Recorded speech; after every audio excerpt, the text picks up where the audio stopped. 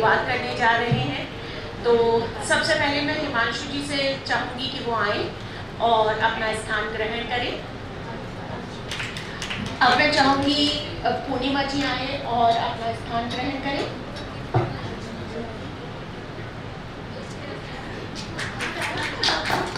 Wow India की vice president Mrs बानू बंसल जी, आप भी अपना स्थान ग्रहण कीजिए।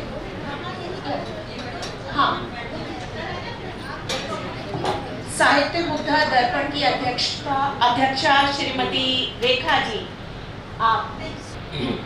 तो चलिए, आज हम सब लोग काफ़ी दिनों के बाद रूबरू हुए हैं। यूँ तो जूम के माध्यम से हम लोग कई बार कवि गोष्ठी करते रहे हैं, लेकिन आज फाइनली ये मौका मिला कि हम लोग एक साथ आमने सामने बैठकर एक दूसरे को सुन सकें और अपनी भी सुना सकें। तो जोरदार तालियां एक बार हम सब देंगे। कार्यक्रम शुरू करें उससे पहले आप लोगों से कुछ कहना है। कहते हैं कि ज़माने भर की परेशानियां हमारे साथ होती हैं और इस समय हम उन सब से छुटकारा लेके बैठे हैं और कविता के माध्यम से एक दूसरे को गुदगुदाएंगे, हंसाएंगे और भावों के समंदर में गोते लगाएंगे।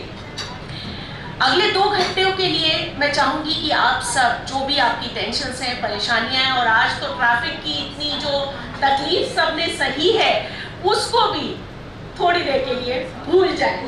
बिल्कुल, और गुड और आज हम उसके बाद हम देखते हैं कि हम भाषा, रस, शैली, छंद, अलंकार, इसकी दुनिया में हम खोएंगे। तो ट्रैफिक की अब बात नहीं करेंगे, बात करेंगे सिर्फ और सिर्फ कविता की। तो ये जो आज की हमारी फ्लाइट है, जिसमें हम कविता को सुनेंगे और सुनाएंगे, उसमें आपकी पायलट मैं हूँ, कैप्टन लीना जैन, और मैं आप सबका हार्दिक स्वागत करती हूँ, अभिनंदन करती हूँ। जैसे कि फ्लाइट में हम कभी भी जाते हैं तो कई रूल्स एंड रेगुलेशंस होते हैं, यहाँ पे भी है।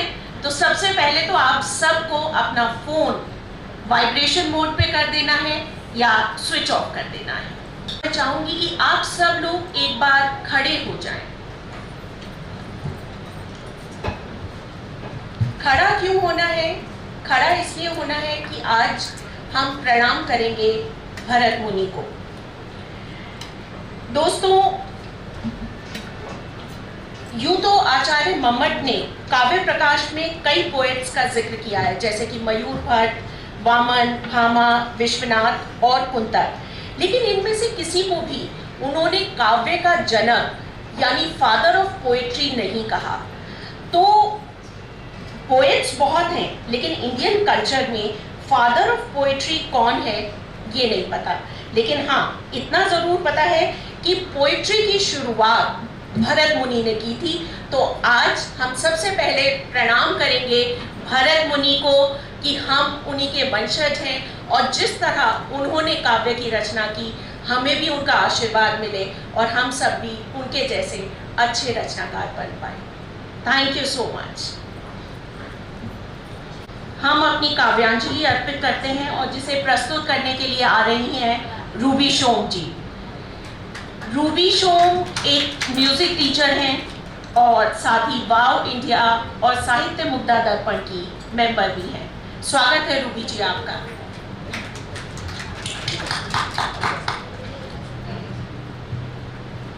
माँ शारदे को नमन करते हुए मैं शुरू करती हूँ। शारदे वंदनम, शारदे वंदनम, स्वर सुंदरम मधुरम मधुरम। शारदे वंदनम, शारदे वंदनम, स्वर सुंदरम मधुरम मधुरम। वीणा के तार अति मधुरम, झन झनकार अति मधुरम। वीणा के तार अति मधुरम, झन झनकार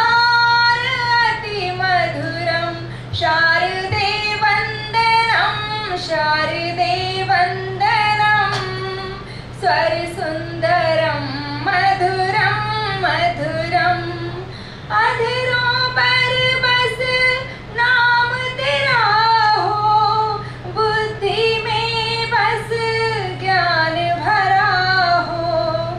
अधरों पर बस नाम तेरा हो, बुद्धि में बस ज्ञान भरा हो।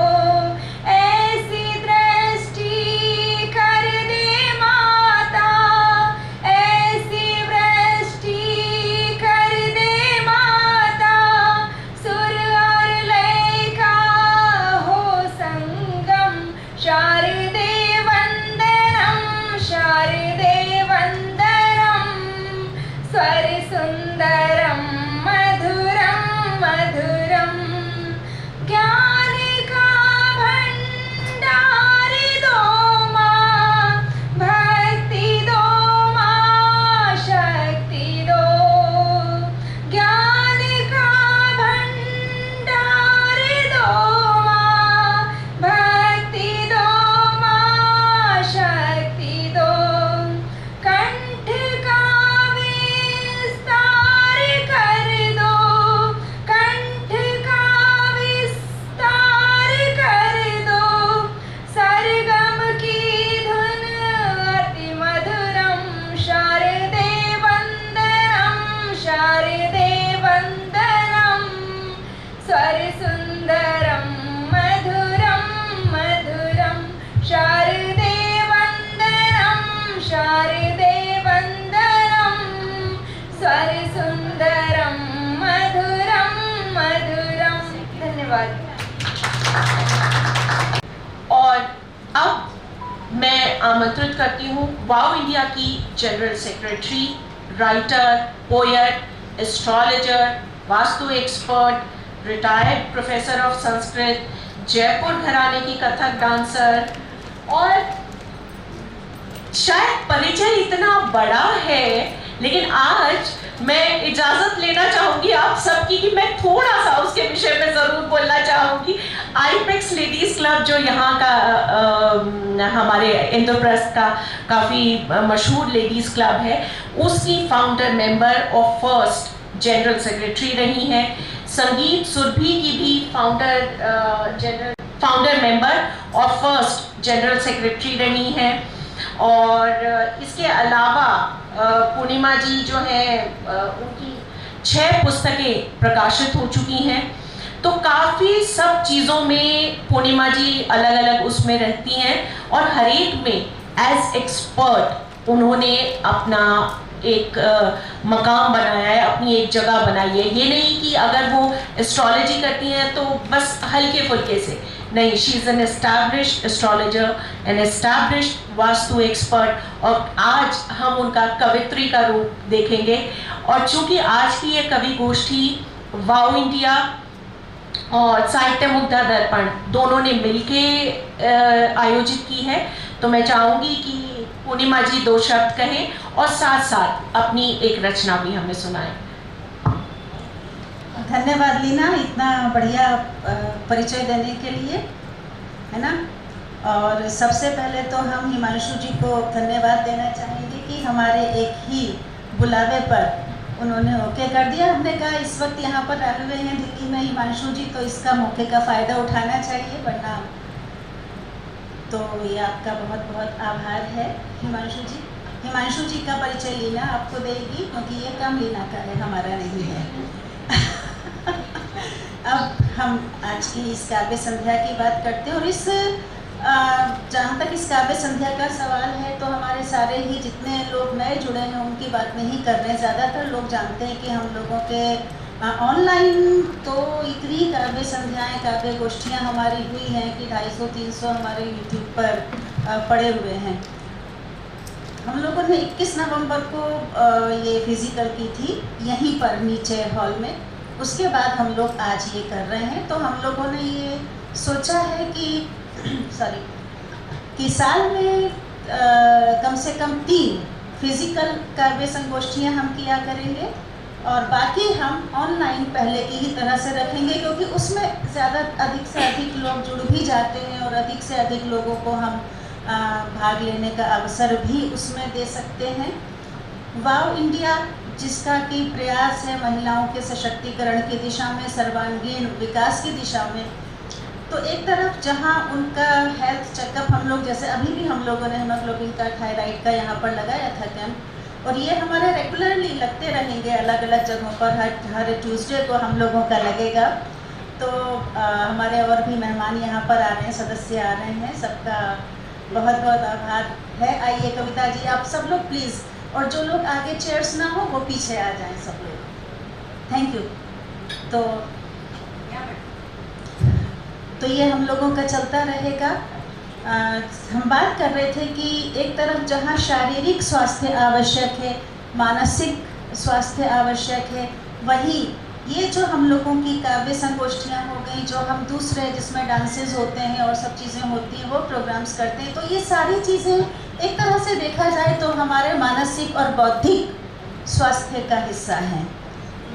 हम बौद्धिक रूप से प्रखर होंगे तो हमारा मन भी स्वस्थ रहेगा, और जब मन स्वस्थ रहेगा तो शरीर भी स्वस्थ रहेगा। शरीर और मन का जो स्वास्थ्य है वो एक दूसरे से जुड़ा हुआ है, तो इसलिए हम ये सारी गतिविधियाँ करते रहते हैं। अभी रेखा जी ने जल की बात की, जल संरक्षण की बात की।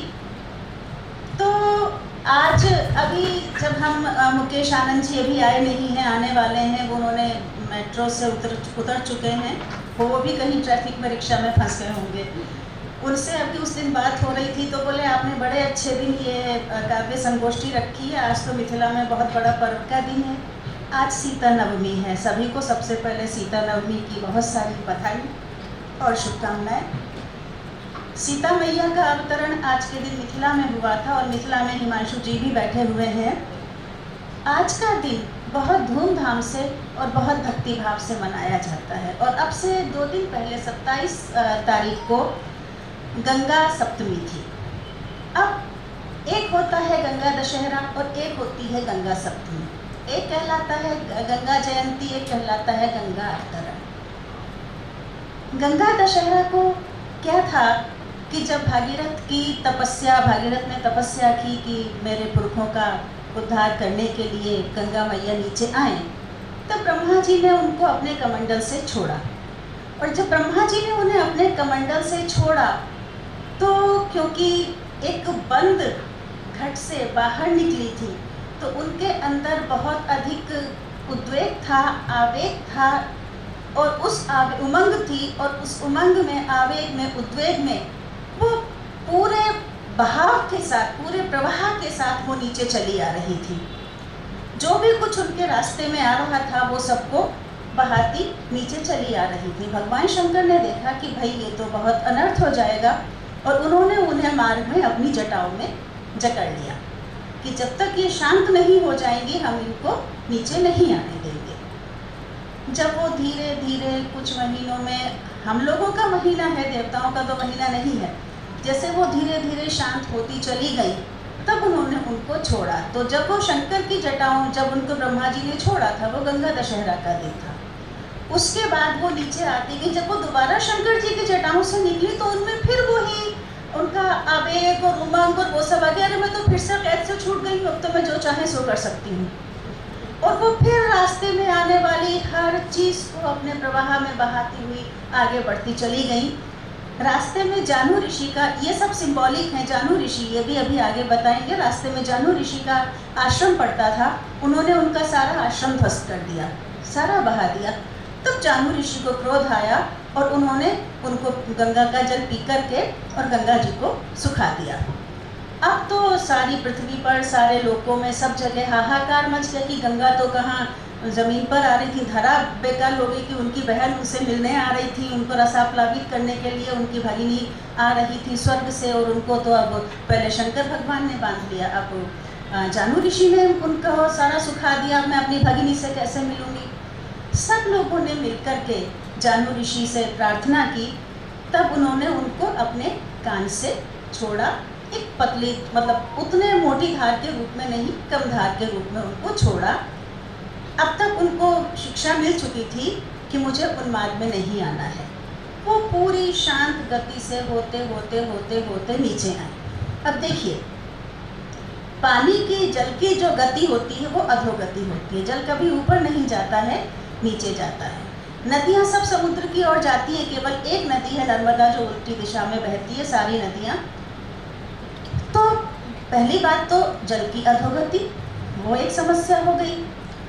उसके बाद इस कहानी से जो हमें शिक्षा मिलती है वो ये है, गंगा जी अगर जान्हू तक, जान्हू कहते हैं घुटने को, अगर घुटने तक गंगा जी रहें तो ठीक है। उसके बाद जब वो आगे आएंगी तो वो प्रलय का माध्यम बनेंगी, वो प्रलयंकारी हो जाएंगी। तो एक ये बात यहाँ पर आई। दूसरे, ठीक है, वो जन कल्याण के लिए नीचे आ रही थी, अपनी भगिनी वसुधा से मिलने के लिए नीचे आ रही थी, जो बहुत समय बाद उनसे मिल रही थी।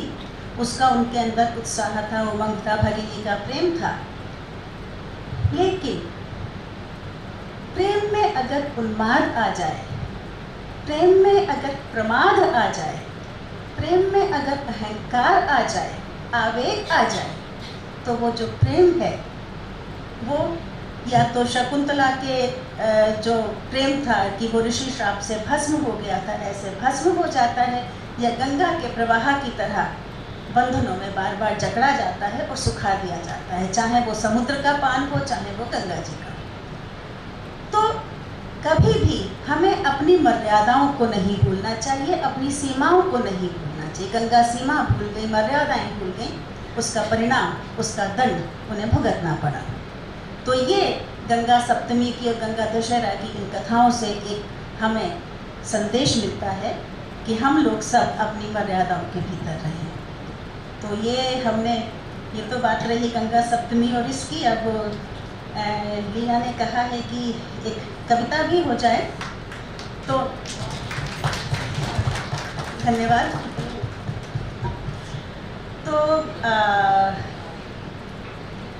आज काव्य संध्या है, अर्थों को सार्थकता देने का, शब्दों को बहलाने का दिन है। अगर हम शब्दों को बंद करके बैठ जाएंगे, लिखना पढ़ना ये सब बोलना सब बंद कर देंगे, तो अर्थ कहाँ से आएंगे? अर्थ तो उदास होकर के बैठ जाएंगे। तो अगर हमें अर्थों को सार्थकता देनी है, अर्थों को सामने लाना है, तो शब्दों को तो बहलाना ही पड़ेगा। ऐसे भाव हमारी इस रचना में है, अर्थों को सार्थकता दें। शब्दों के उदास होने पर अर्थ स्वयं पगला जाते हैं, आओ शब्दों को बहला दें, अर्थों को सार्थकता दें। वाह! शब्दों के उदास होने पर अर्थ स्वयं पगला जाते हैं, आओ शब्दों को बहला दें, अर्थों को सार्थकता दें। धन्यवाद हिमांशु जी। दिल का दीपक यदि जल जाए, जीवन भर प्रकाश फैलाए। जो मिट्टी का दीपक है वो तो बुझ भी जाएगा, बढ़ भी जाएगा, लेकिन दिल का दीपक कभी बुझने ना पाए, भगवान करे किसी का। दिल का दीपक यदि जल जाए, जीवन भर प्रकाश फैलाए, और दिए की जलती लौ में दर्द कहीं फिर नजर न आए। स्नेह तनिक सा बढ़ जाए, स्नेह तेल को भी कहते हैं स्नेह, स्नेह प्रेम भी होता है। तो स्नेह तनिक सा बढ़ जाए तो दर्द कहीं फिर छिप जाते हैं, आओ बाती को उकसा दें, प्रेममयी आभा फैला दें।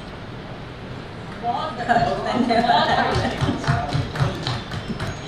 अगली पंक्तियां हैं, खिले पुष्प खिलते ही कांटों के मध्य हैं, शूलों के मध्य। शूल मध्य कुछ पुष्प खिलें तो उपवन का यौवन बढ़ जाए। शूल मध्य कुछ पुष्प खिलें तो उपवन का यौवन बढ़ जाए, और अनगिनत मस्त तितलियां उसके आसपास मंडराएं। होकर उनसे आकर्षित, स्वागत है रस्तोगी जी और मुकेश जी आपका। होकर उनसे आकर्षित कुछ भ्रमर वहां फिर आ जाते हैं। होकर उनसे आकर्षित कुछ भ्रमर वहां फिर आ जाते हैं, आओ उनका मिलन करा दे, तितलियों का और भ्रमरों का। आओ उनका मिलन करा दें, स्नेह का कुछ सौरभ महका दें।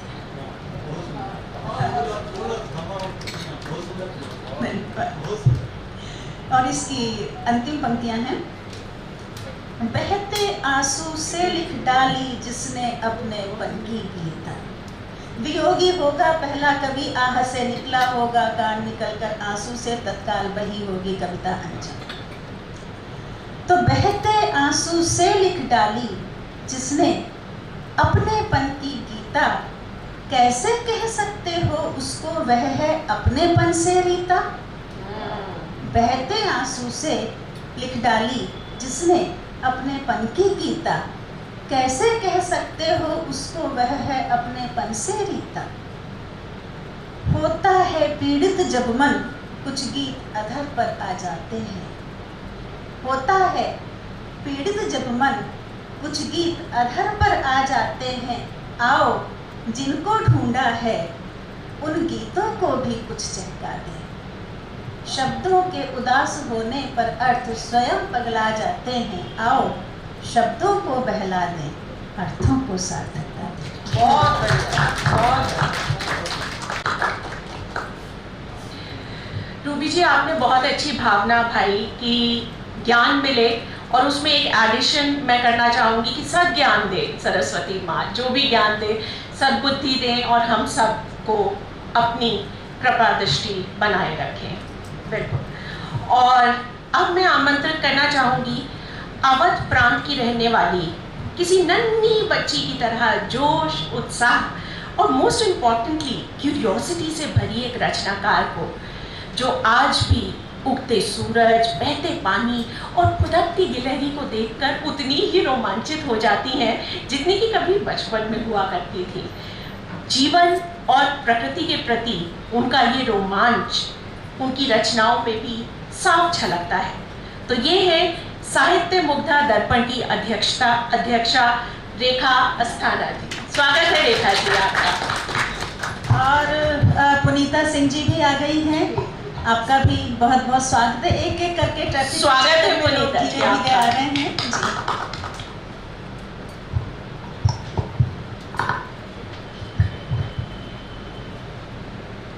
ऐसे ही छोटी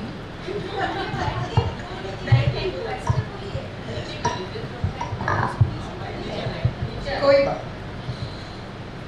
अति सम्मानित मंच पर आसीन प्रबुद्धजन और वाव इंडिया की मेरी प्यारी विदुषी सखियों और सारे सभागार में उपस्थित जितने भी रचनाकार हैं, सभी को मेरा नमन, अभिनंदन।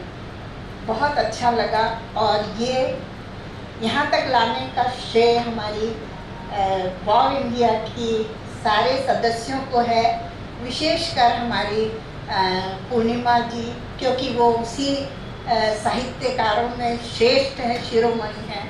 तो मैं ये वैसे नहीं कह रही, तारीफ नहीं, वो हैं, इसलिए उनको लाने उन्हीं के द्वारा मैं इस स्थान पे हूँ और धीरे धीरे शिक्षार्थी की से थोड़ी थोड़ी प्रोग्रेस कर रही हूँ। तो सभी को मेरा अभिनंदन। और अब मैं अपनी साहित्य मुग्धा के बारे में कुछ छोटी सी जानकारी देती हूँ, क्योंकि समय का अभाव है। वैसे भी हम सब ट्रैफिक में इतने परेशान हो गए, तो इस कारण थोड़े ही संक्षेप में ही बताऊंगी। साहित्य मुग्धा दर्पण ये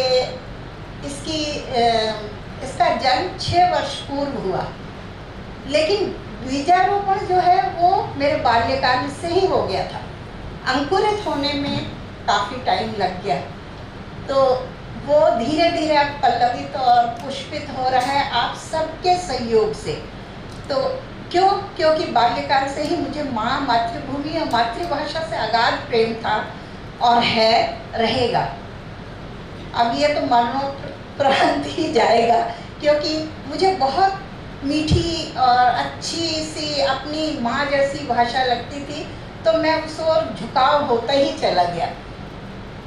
ज्ञान तो ज़्यादा नहीं है, ज्ञान तो अंतिम समय तक भी कम अपूर्ण रह जाता है।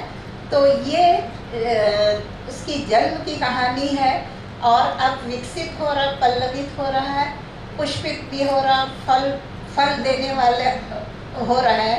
तो इस कारण हाँ, इसमें वाव इंडिया की सारे सदस्यों का बहुत वरद हस्त रहा है, और उनके वजह से हम लोग हम यहाँ पर आए, और कई बार डॉक्टर पूर्णिमा शर्मा जी ने इस साहित्य मुग्धा के साथ, वाव इंडिया के साथ इसको जोड़ा।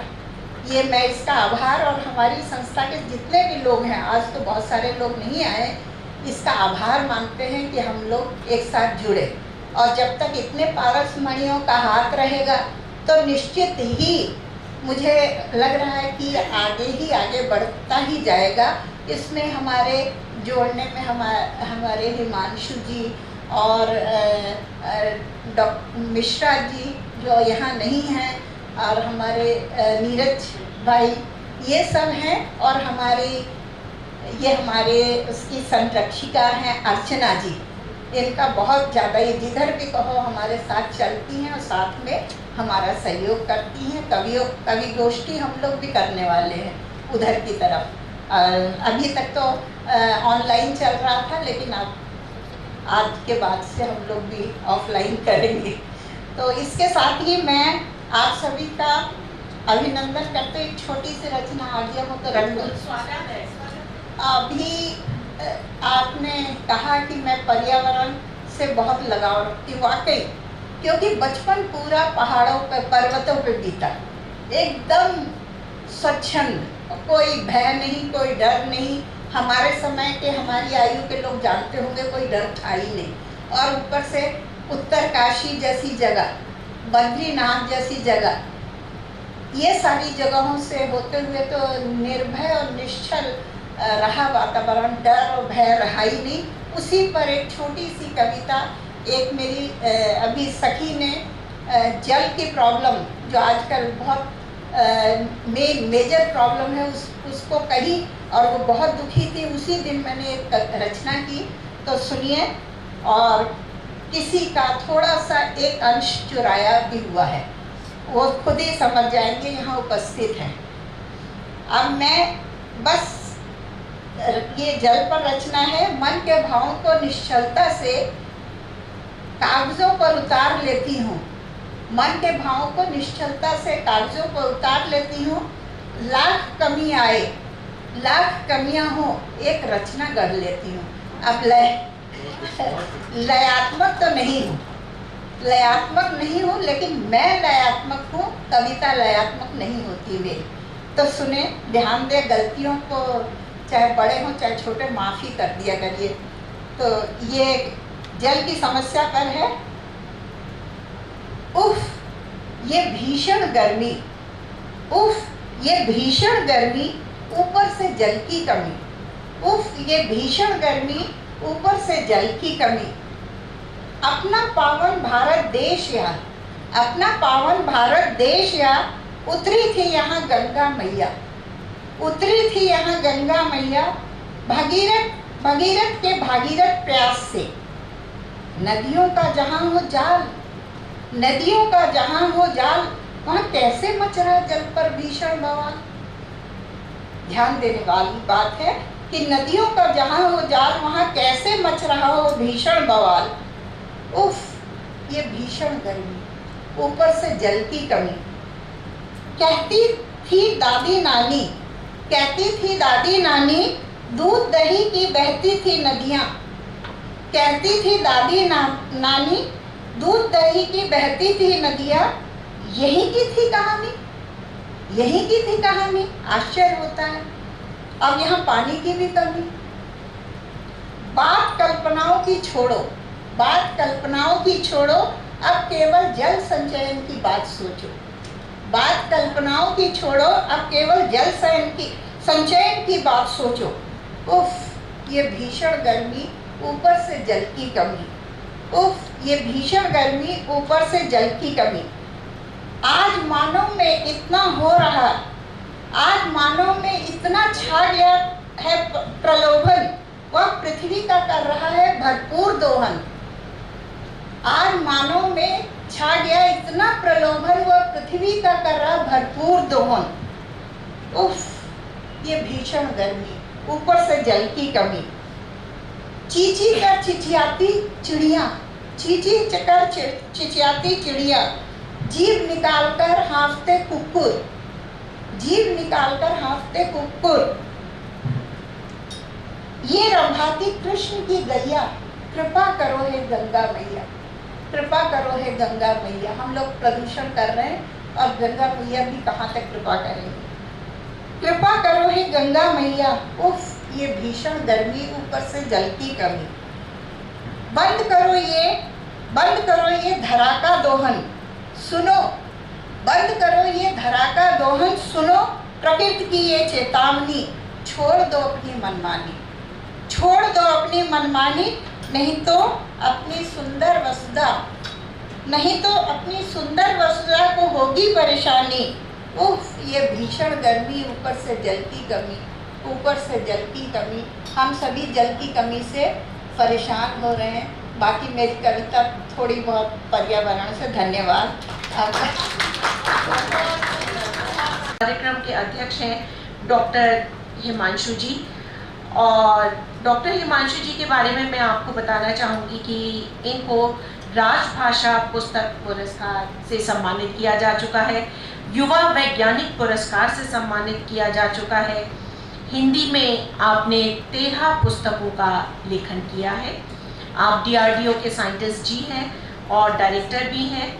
तो हिमांशु जी आप आएँ और सभा की अध्यक्षता का कार्यभार संभालें और साथ ही सभा को संबोधित भी करें।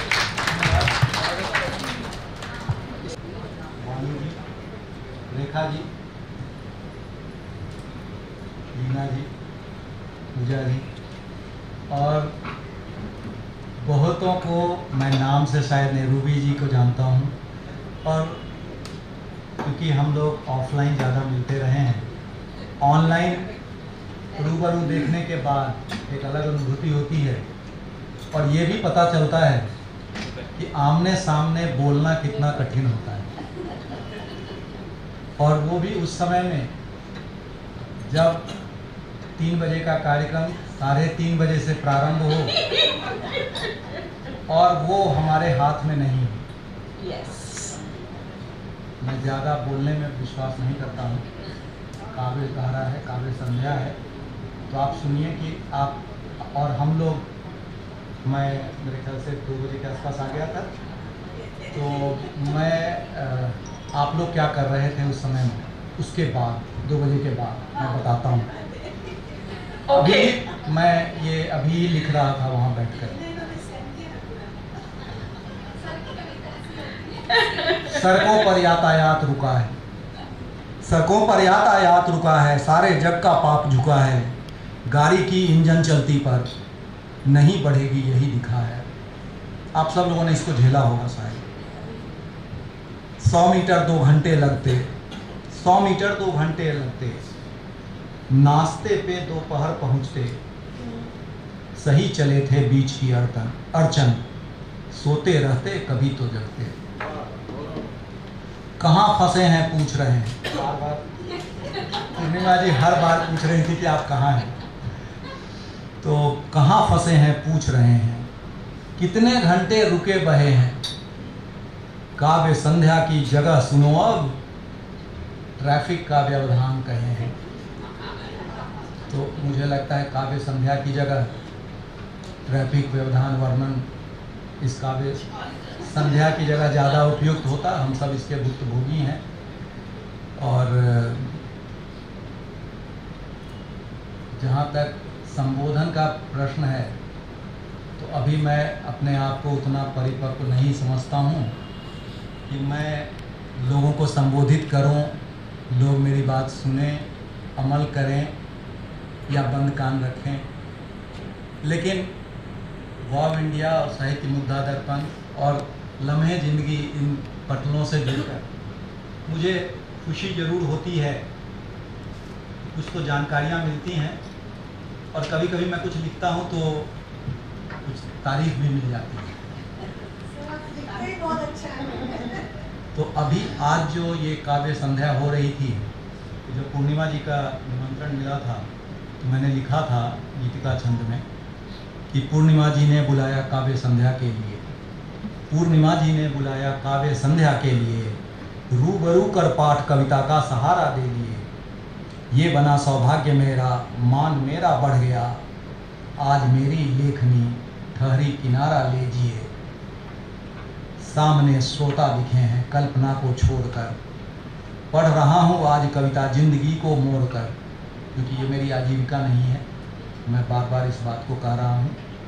मैं गोला बारूद बनाता हूँ और मैं हर बार बताता हूँ कि मुझे मालूम है कि मैं नरकगामी हूँ, क्योंकि मैं जो गोला बारूद बना रहा हूँ उससे कोई तो मरेगा, उसका पाप मेरे सर आएगा और नरक जाना बिल्कुल तय है।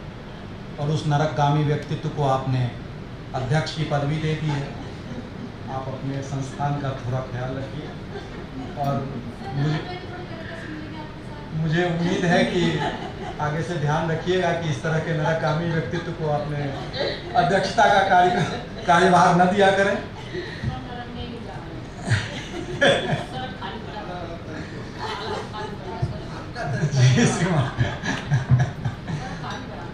सामने श्रोता दिखे हैं कल्पना को छोड़कर, पढ़ रहा हूँ आज कविता जिंदगी को मोड़कर। ये नहीं आजीविका है पर मुझे अच्छा लगे, कुछ नया हर बार करना लीक सारी तोड़कर। गीतिका लिखता रहा हूँ ये मुझे अपना लगे, छंद मात्रा वर्ण सारे देखिए लगते सगे। मानता हूँ शोर सुनकर कक्ष सोना भूलता, भाव अर्थों की सगाई है तभी सारे जगे। और मुझे लगता है, उम्मीद है कि जो पूर्णिमा जी ने अभी कहा है कि सार्थकता के साथ अगर हम लिखें तो शायद लोग ध्यान देंगे, तो उम्मीद है। और वास्तव में मैं आप लोगों के साथ से अपने आप को सम्मानित महसूस कर रहा हूँ, आप लोगों की उपस्थिति से सम्मानित महसूस कर रहा हूँ। और इसलिए मैं एक कविता मैंने लिखी थी, शायद पूर्णिमा जी को पता हो, ज्ञान से मुलाकात। और मुझे पूरी उम्मीद है कि आज मैं आप लोगों के साथ बैठा हूँ, तो आप सब ज्ञानी जनों के साथ हमारी मुलाकात मुझे भी ज्ञानी बना दी। और मैंने कुछ उदाहरणों के माध्यम से ये समझाने का प्रयत्न किया है कि ज्ञान से अगर किसी की मुलाकात हो जाती है तो वो खुद ज्ञानी हो जाता है। आरंभ करता हूँ कि नाग और चंदन के माध्यम से, कि नाग चंदन के संसर्ग में आकर नाग की भी पूजा होने लगती है। यहाँ चंदन बनेंगे हम भले ही नाग बन करके, मिली तारीफ भी ज़्यादा तथा आशीष भर भर के। सुना मेहदी जो पीछेगा वो लाली पा ही जाएगा, उदित सूरज क्षितिज पर जग उजाला ले ही आएगा। रहे थे राम संग हनुमान, शिव को नंदी मिलते थे, मिला सानिध्य तो श्रद्धालुओं के साथ खिलते थे। आप जब भी शिव मंदिर जाते हैं तो आप नंदी को जरूर माथा टेकते हैं। राम भक्त हनुमान को हम लोग कभी नहीं भूलते हैं। ज्ञान के साथ अगर आप रहेंगे, शिक्षकों के लिए कि कभी भी श्याम पट्टिका पे शिक्षक खल्ली लाएगा तो शिक्षक को मिला आदर खल्ली बन के छाएगा। कभी विद्वत जनों की बन खराऊं ठीक लगता है, कभी विद्वत जनों की बन खराऊं ठीक लगता है। जो छूता हाथ झुककर तो खराऊं में भी लगता है। खराऊं बनने की ख्वाहिश दिलों में खूब पलता है। सुना 14 वर्ष तक अवध में वो राज चलता है। कभी पर्वत बना तो घाटी भी, कभी पर्वत बना तो साथ में घाटी बनाती है। शिखर उन्नत मगर घाटी कहे महिमा बनाती है। रही चाणक्य सी गरिमा तभी भारत बनाएगा। कभी जो धूल में खेला वो गद्दी पा ही जाएगा। बहुत बढ़िया, बहुत बढ़िया। रहूंगा साथ सज्जन के मुझे समझे कि ज्ञानी है। मिली ताली सदा उनकी यही फितरत सुहानी है। बने हम घुन कभी कोई यहाँ गेहूं पिसाएगा। बनी रोटी मिली तारीफ तो घुन नाच पाएगा। वाह, धन्यवाद। बहुत बढ़िया, बहुत बहुत सुंदर। और हिमांशु जी, आपने कहा कि आप नरकगामी होंगे, तो मैं इस बात से इत्तेफाक नहीं रखती हूँ। I am sorry, I don't agree with you on this. और उसका बहुत वाजिब रीज़न है। जो भी काम हिमांशु जी कर रहे हैं हमारे देश के लिए, और जितने सटीक तरीके से इनके बम और गोले, जो भी रक्षा हथियार बनाते हैं, जितना सटीक उनका निशाना होता है, आज उसी की वजह से आप और मैं सुरक्षित हैं और हम इस काव्य गोष्ठी में उपस्थित हैं। तो आपको हमारी तरफ से अभी तक जो कार्यक्रम हुआ है, मैं उस पर भी लिख रहा था कि लीना जी का संचालन है, रूबी जी का अर्चन वंदन, रेखा जी का गर्मी वंदन, उस पर जल का घटता चंदन, बढ़ा प्रदूषण सारे सोचे, बनेगा कैसे नंदन कानन, पूर्णिमा जी को पहचानो बहुआयामी कथा परायण, शब्द भाव स्नेह प्यार में सार्थकता का सारा गायन। क्या बात है। तो सबसे पहले मैं आमंत्रित करती हूँ रामकृष्ण रस्तोगी जी को। रस्तोगी जी बैंकिंग सेक्टर से रिटायर्ड हैं और इनके 3 साझा संग्रह प्रकाशित हो चुके हैं। साथ ही 3 काव्य संग्रह भी प्रकाशित हो चुके हैं। विभिन्न मंचों पर रस्तोगी जी को पुरस्कार प्राप्त हो चुके हैं। स्वागत है रस्तोगी जी आपका। जाम था, काफ़ी जाम था। हम अपने हिसाब से तो वैसे ठीक से चले थे, गाँव से मैं आ रहा हूँ। और छोटा सा मैं पहले परिचय दे दूँ अपना।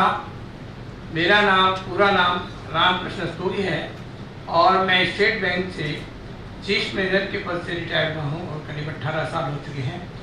और इसी साहित्यिक सेवा में तब से लगा हूँ। कुछ जैसे अभी कुछ बताया गया है कि कुछ मेरी 4 पुस्तकें प्रकाशित हो चुकी हैं। और मेरे एक शौक़ है, इस शौक़ के पीछे केवल 2 ही मकसद हैं, मेरे 2 ही पर्पज हैं। पहला मकसद तो ये है कि मेरा संपर्क बना रहता है लोगों से। साहित्य, जितने भी साहित्यकार हैं अपने देश में उनसे मेरा संपर्क बना रहता है। और दूसरा मेरा समय पास हो जाता है। इस ओल्ड एज में आदमी अपना टाइम कैसे पास करे, वो आजकल बड़ा मुश्किल है। तो इन्हीं शब्दों के साथ मैं अपना परिचय तो बतला दूँ। और आदरणीय हिमांशु साहब और पूर्णिमा जी और रेखा जी सब, और मंच पर सभी आसीन माताएं, बहनें और मेरे साथी सबको मैं नमन करता हूँ। मैं वैसे कभी कुछ नहीं हूँ, ना लिखता हूँ। मैं तो एक छोटा सा कलम घिसता रहता हूँ, अपना समय पास करता हूँ। मेरे पास कोई ऐसे शब्द नहीं होते, जो मन में आता है लिख देता हूँ। तो मेरे कुछ अभी पीछे मन में भाव आए थे कि प्रतिभाएं जो हैं हमारे देश की, उनका खनन हो रहा है। जो अच्छे अच्छे बच्चे हैं, टॉपर्स हैं, वो विदेश जा रहे हैं और इस भारत में उनकी खनन हो रहा है। वो क्यों है? आरक्षण की वजह से। तो 2 शब्द मैंने चुने हैं, प्रतिभाएं और आरक्षण, जिनकी वजह से हम लोग, हमारा देश भी पीछे पिछड़ रहा है। और उन्हीं शब्दों के साथ कुछ इसी रचना में मैंने सरकार से भी कुछ मांग की है या कुछ संदेश दिया है।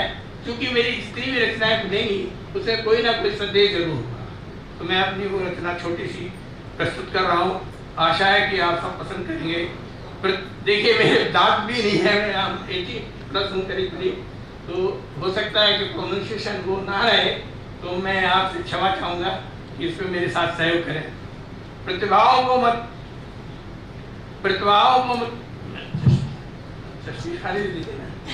सब चीज है। इस बीच हम प्रमोद जी का स्वागत करते हैं। आईपेक्स भवन के प्रेसिडेंट हैं और जाने माने समाज सेवी हैं, प्रतिष्ठित समाज सेवी हैं। तो हम प्रमोद जी का स्वागत करते हैं। तो मैं प्रारंभ करता हूँ। प्रतिभाओं को मत काटो आरक्षण की तलवारों से, प्रतिभाओं को मत काटो आरक्षण की तलवारों से। वोट बैंक की जो राजनीति करे, बचो उन सरकारों से। वोट बैंक की जो राजनीति करे, बचो उन सरकारों से। करना है भारत का विकास, करना है भारत का विकास। आरक्षण को बंद करो, करना है भारत का विकास, आरक्षण को बंद करो। भारत के संविधान में संशोधन करना तुम बंद करो। भारत के संविधान में संशोधन करना तुम बंद करो। मत बांटो देश को, मत बांटो देश जातियों में, पहले ही ये बढ़ चुका है। मत बांटो देश को जातियों में, पहले ही ये बढ़ चुका है। कोरोना भारत को घायल, पहले ही ये घायल हो चुका है। कोरोना भारत को घायल, पहले ही ये घायल हो चुका है। प्रतिभाशाली बच्चों को अच्छे अवसर कहाँ मिलते हैं? प्रतिभाशाली बच्चों को अच्छे अवसर नहीं मिलते हैं। आरक्षण के कारण ही वो गड्ढों में डूबते रहते हैं। आरक्षण के कारण ही वे गहरे गड्ढों में दबते हैं। आरक्षण के कारण ही देश जाति दलों में बढ़ जाता है। आरक्षण के कारण ही देश जाति दलों में बढ़ जाता है। अकर्मण्य लोगों के हाथों में देश भी चला जाता है। अकर्मण्य लोगों के हाथों में देश भी चला जाता है। संविधान में आरक्षण केवल 10 वर्षों था आयोजन, हमारे कॉन्स्टिट्यूशन केवल 10 साल तक था। संविधान में आरक्षण केवल 10 वर्षों तक था आयोजन, बढ़ता जा रहा है ये आरक्षण। कारण है वोटों का प्रलोभन। अगर एक वर्ग आरक्षण दूसरे वर्ग को होगा भक्षण, अगर एक वर्ग का होगा आरक्षण दूसरे वर्ग का होगा भक्षण।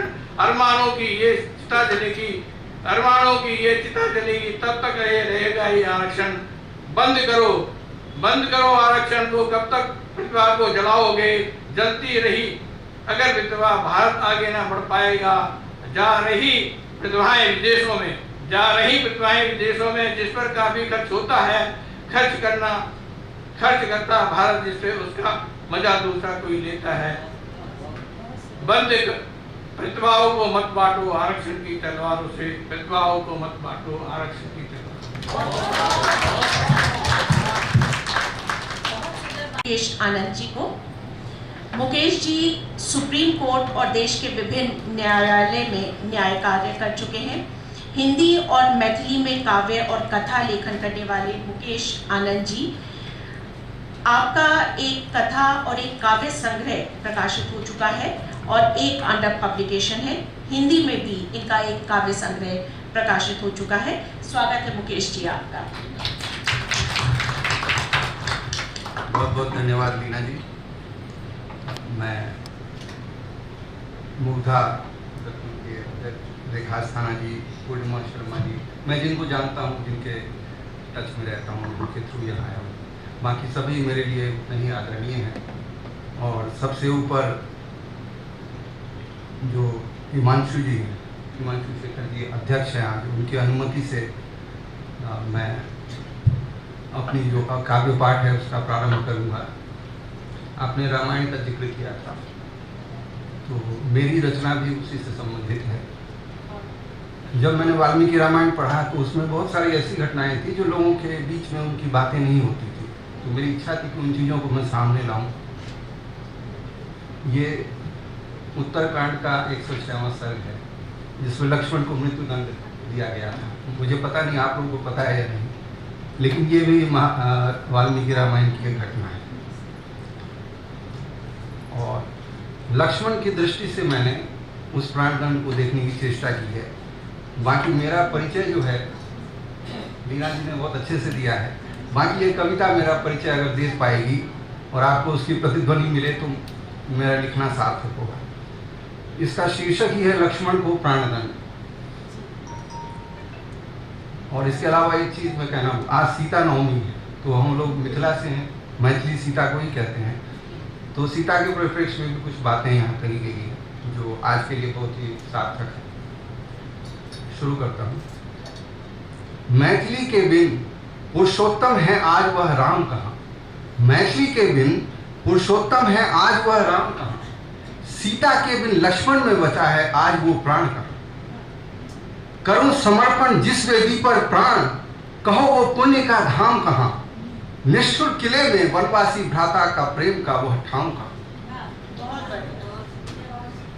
है अपराध यही कुल के लिए आपका अनुशासन छोड़ा, है अपराध यही कुल के लिए आपका अनुशासन छोड़ा, जनहित और धर्महित के लिए मैंने विधान विधि का तोड़ा।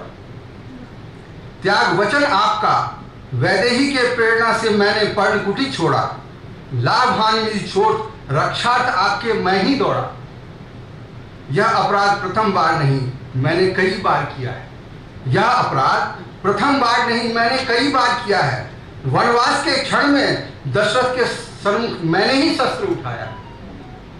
नहीं मालूम था कि न्याय सचमुच ऐसा अंधा होता है। नहीं मालूम था कि न्याय सचमुच ऐसा अंधा होता है। जनहित की जो बात करे वह सूली पर चढ़ता है। जनहित की जो बात करे वह सूली पर चढ़ता है। अफसोस रहेगा, अफसोस रहेगा लवकुश का संग नहीं दे पाया धर्म युद्ध में कैसे। अफसोस रहेगा लवकुश का संग नहीं दे पाया धर्म युद्ध में कैसे। अश्वमेध में उचित ही सीता सैनिक द्वय ने ध्वंस किया राम की सेना को जैसे। अश्वमेध में उचित ही सीता सैनिक द्वय ने ध्वंस किया राम की सेना को जैसे। अभिशप्त क्या है राजगद्दी, अभिशप्त है क्या राजगद्दी। धर्म का दोहन करने के लिए ऐसे राजा को विस्मृत हो जाता है स्वतंत्र सत्य का ज्ञान जैसे। राजा को विस्मृत हो जाता है स्वतंत्र सत्य का ज्ञान जैसे। यह दुर्वासा कैसे ऋषि, यह दुर्वासा कैसे ऋषि जो अपने महाक्रोध में चलते हैं। परशुराम सा वीर कहाँ जो फरसा अधर्म विरुद्ध चलाते हैं। यह कैसे ब्राह्मण जो मात्र पुरस्कार और दान के लिए उत्सुक हैं। यह कैसे ब्राह्मण जो मात्र पुरस्कार और दान के लिए उत्सुक है। यह कैसे क्षत्रिय हैं जो मात्र राज और अहंकार के लिए प्रस्तुत है। यह कैसे क्षत्रिय हैं जो मात्र राज और अहंकार के लिए प्रस्तुत हैं। सत्य हो प्रण मेरा, सत्य हो प्रण मेरा, मैं राम भगत सिंह मगर रघुकुल का। सत्य हो प्रण मेरा, मैं राम भगत सिंह मगर रघुकुल का। प्राण लूंगा मैं नहीं करूंगा प्रार्थना या क्षमा याचना राजकुल का। प्राण लूंगा मैं नहीं करूंगा प्रार्थना या क्षमा याचना राजकुल का। जानकी को त्यागा आपने, यह मिथिला से कनेक्शन। जानकी को त्यागा आपने मगर मैं भी अधिकारी हूं पातक का। पातक पात को कहते हैं। जानकी को त्यागा आपने मगर मैं भी अधिकारी हूं पातक का। आंख बंद कर आज्ञा पालन का मैं भी अपराधी हूं मिथिला का। आंख बंद आज्ञा पालन किया मैं भी अपराधी हूं मिथिला का। मौन मुखर हो मेरा, मौन मुखर हो मेरा, राम और देह छोड़ूंगा मैं निश्चय। मौन मुखर हो मेरा, राम और देह छोड़ूंगा मैं निश्चय। क्या ठीक किया और क्या किया गलत कहेगा आने वाला समय। जैसे मैथिली के सहयोग बिन नहीं संभव था राम विजय। जैसे मैथिली के सहयोग बिन नहीं संभव राम विजय, वैसे ही बिना युद्ध के नहीं होगी मिथिला राज की जय जय।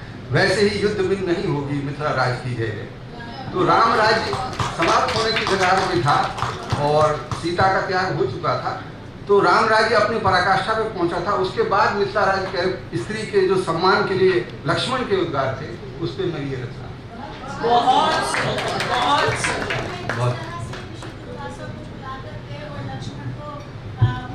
योजनाबद्ध तरीके से लक्ष्मण को उस नई दिया दृष्टि से गया था। उस राम- आज अगर लक्ष्मण होते तो उनका यही प्रश्न होता। आज अगर लक्ष्मण होते वो तो मैं उनका यही कथन प्रश्न होता। उपस्थित जी। करने की हाँ कोशिश जी। की। अभी मुकेश जी एक और सुनिए उसमें।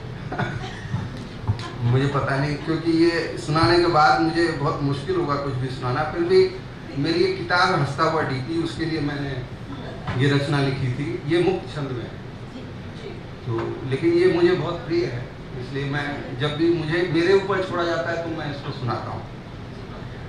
इसका जो शीर्षक है वो सफ़र इसका शीर्षक है। तो एक बादल का सफ़र है जो वो चांद के सामने आने के बाद जो अपने उद्गार व्यक्त करता है उस पर आधारित है। ए चांद लाजवाब है तेरा नूर, ए चांद लाजवाब है तेरा नूर, दिल तो करता है रुक जाऊं, करता रहूं दीदार तेरा ही रात भर, पीता रहूं रस युवा पूनम के अधरामृत का, पीता रहूं रस युवा पूनम के अधरामृत का।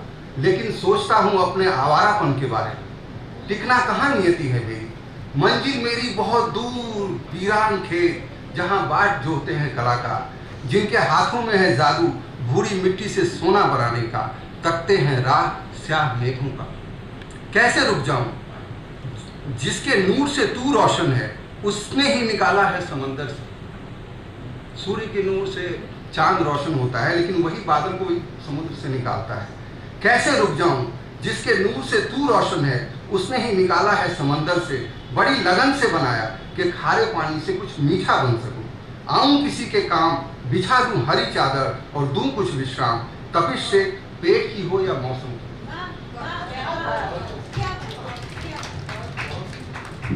हो जाऊं न्यौछावर या करूं दीदार, ये है कशमकश।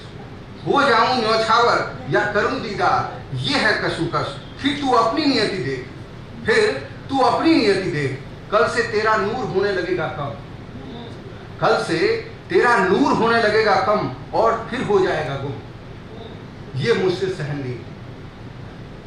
कल से तेरा नूर होने लगेगा कम और फिर हो जाएगा गुम, ये मुझसे सहन नहीं होगा।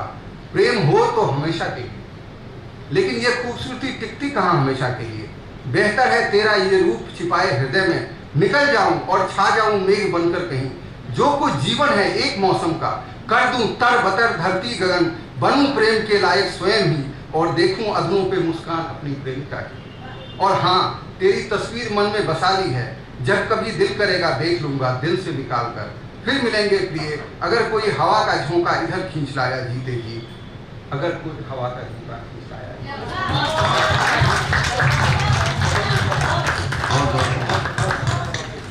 कार्यक्रम आगे बढ़ाते हैं और मैं आमंत्रित करती हूँ पूनम गुप्ता जी को।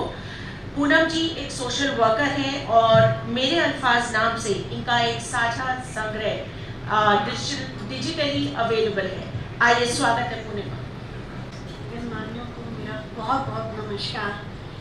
आप सबके सामने तो मुझे लगता है मैं बहुत ही सूक्ष्म, तो बहुत ही छोटी हूँ। जो मेरे लिखने का है बस मन के भाव में इसमें लिख देती हूँ। तो हिमांशु जी ने मेरे को अभी यही बोला था कि कोई बात नहीं, सभी के मन के भाव भी होते हैं जो आप इस स्टेज पे लाते हैं। और मुझे आगे लाने वाली मेरी ये पूजा जी हैं, जिन्होंने मेरे को कहा आगे एक बार लिखने के लिए बोला, ये मुझे बहुत आगे करती है। Thank you. मेरा आज मैं लिख रही हूँ, सुना रही हूँ मातृ दिवस पे। माँ का हम कभी भी कर्ज नहीं उतार सकते। माँ एक ऐसी है कि माँ के लिए हम हमेशा, चाहे आज है या नहीं है, लेकिन उनका हाथ शायद आज भी लगता है कि हमारे सिर के ऊपर। एहसान तेरा ईश्वर हम सब पर है, एहसान तेरा ईश्वर हम सब पर है, जो धरती पर दिया रिश्ता माँ का है। देखती ईश्वर तुझे मैं अपनी माँ में हूँ, देखती ईश्वर तुझे मैं अपनी माँ में हूँ। ईश्वर ने सबसे सच्चा रिश्ता माँ बच्चों का बनाया है। गर ठोकर लगे बच्चों को कभी, गर ठोकर लगे बच्चों को कभी, दर्द माँ के सीने में होता है। तपती हुई धरती पे माँ शीतल छाया जैसी होती है। खुश नसीब हैं वो सब बच्चे जिनके सिर पर हाथ माँ का होता है। अगर स्वर्ग कहीं है धरती पर, वो माँ के चरणों में होता है। सब कुछ लुट जाने पर भी माँ का आंचल प्यार से भरा होता है। कुछ भी नहीं हो लेकिन माँ का आंचल सदा हमारे साथ होता है। बच्चों के दुत्कारे जाने पर भी, बच्चों के दुत्कारे जाने पर भी माँ बच्चों को आशीष देती है। लोरी जो माँ की सुन जाऊं, मीठे सपनों में खो जाती हूँ। माँ होती है सब जैसी पर, माँ होती है सब जैसी पर, माँ जैसा कोई होता नहीं है। माँ का हाथ है जब तक सिर पर, खुद को राजकुमारी समझती थी। माँ का हाथ जब तक सिर पर था, मैं खुद को ऐसे समझती थी कि मेरे जैसा कोई है ही नहीं। ना जाने माँ तू कहाँ चली गई, ना जाने माँ तू कहाँ चली गई, लगा अकेली दुनिया में हो गई। वो दिन भी क्या दिन थे जब अपने हाथ से मुझे खिलाती थी। मुंह से बात निकलने से पहले मेरी बात पूरी हो जाती थी। आज मैं भी एक माँ हूँ, आज मैं भी एक माँ हूँ, बेटी की हर इच्छा पूरी करती हूँ। शायद चक्र यही है जीवन का जो चलता हरदम रहता है। प्रभु आभार तेरा मैं कितना करूँ, जो बनाया सुंदर रिश्ता माँ बच्चों का है। बहुत आमंत्रित करती हूँ पूजा भारद्वाज को। पूजा के कई साझा काव्य संग्रह प्रकाशित हो चुके हैं और ये कई मंचों से अपना काव्य पाठ करती हैं। स्वागत है पूजा।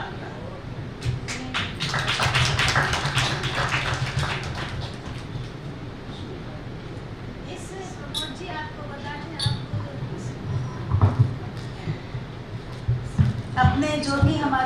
काव्य संगोष्ठियाँ होती हैं, इसमें साहित्य मुग्धा दर्पण और वाव इंडिया, साहित्य मुग्धा दर्पण केवल साहित्य से संबंधित गतिविधियाँ करता है और वाव इंडिया जो सर्वांगीण विकास जैसे महिलाओं का कह सकते हैं उस दिशा में कार्य करता है। तो ये दोनों लोग मिलके इस तरह के साहित्यिक कार्यक्रम जो है हम लोग मिलके करते हैं और इस कार्यक्रम में हम कुछ प्रतिष्ठित कवियों को, मुकेश जी हैं, हिमांशु जी हैं, ये लोग हैं, इनको आमंत्रित करते हैं। तो कुछ जो हमारे सदस्य हैं उनसे हम कविता पाठ करवाते हैं। तो क्योंकि हमारे ही सदस्य नहीं अगर पढ़ेंगे तो फिर सीखने का भी उनको यही मकसद है। अरे मुकेश जी आगे थोड़ा कुछ ये तो सभी सीखते हैं, ये तो सीखने की उम्र कभी खत्म ही नहीं होती है। हाँ जी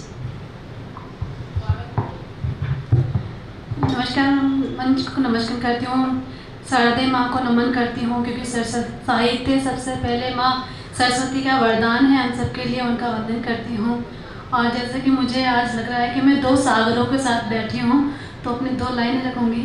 बहती हूँ धारा के संग कहीं तो किनारा मिल जाए, बहती हूँ धारा के संग कहीं किनारा मिल जाए, सागर ना मिले तो कहीं कहीं किनारा मिल जाए, क्योंकि इनकी कुछ बूंदें हमें मिल गई तो कहीं तो किनारा मिलेगा ही हमें। अपनी एक जैसे माँ के लिए अभी मेरी माँ को इस चीज़ के साक्षात डॉक्टर पूर्णिमा जी साक्षात हैं कि जब मेरी मम्मी 1 साल 4 महीने हो गए उन्हें एक्सपायर हुए और वो खुद उस टाइम थी मेरे साथ कि क्या हुआ था एक पल में।